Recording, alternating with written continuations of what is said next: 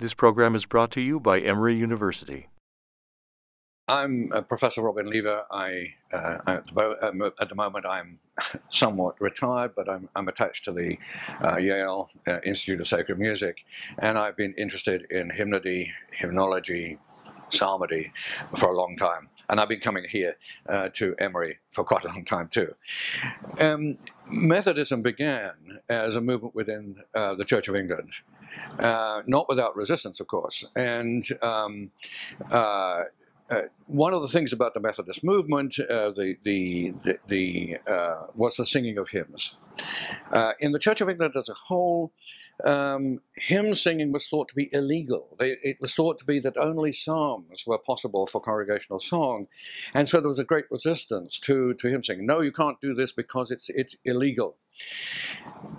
The Methodist movement in the Church of England, which becomes those who stay behind, become the evangelicals in the Church of England, and those who move on become the embryonic Methodist. But in the middle of the 18th century, this is all of a muddle. So these Anglican Methodists, if we call them that, found difficulty in getting they could find bishops who would ordain them, but where could they serve when many parishes were closed off to them? No, we don't want this enthusiasm. Enthusiasm is dangerous stuff. But there were some institutions, particularly in London, charity institutions, foundlings for various people. And there was a lock hospital. Lock means people who are locked away from society because they are a danger to society. And the Lock Hospital had this chapel, and the chaplain was a Martin Madan, who was a musician, and he gathered a lot of the musicians in London, and actors too. It was quite a fashionable place to worship on Sundays, and they used instruments and all kinds of things, and they sang hymns, and they could do so because the chapel was outside episcopal control.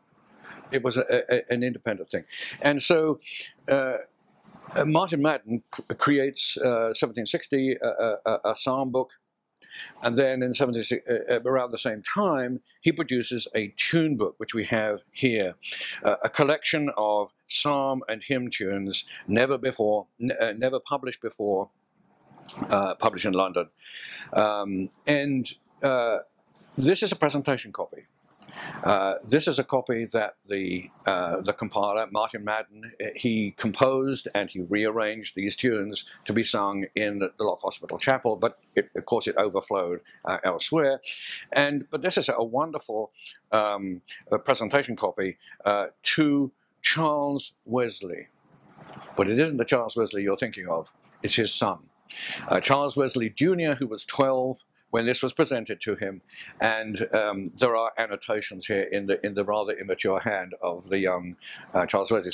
So here is a wonderful connection between the early evangelical movement in the Church of England, and also very important from the growth of Methodism. Now, this particular copy, I found out that this copy was about to be put into a Blackwell's. I was still living in England at the time. I discovered that Blackwell's music shop was about to put this in their catalogue, and my fear was that some collector would come along and would buy it, and it would disappear, and therefore be non-accessible for research. I felt that it had to go to somewhere where there was a good Methodist base that had other material that it would, so therefore it could be compared with other things. It was offered to me personally, but it was beyond my pocket. I could not afford to buy it. But then I'd already made contact with Channing Jeske, the director of the library here, and the long story becomes short, that I was able to work with Channing Jeske to make sure it came here. And so it's a very important volume for all kinds of reasons, but this is typical of this collection. Thank you. The preceding program is copyrighted by Emory University.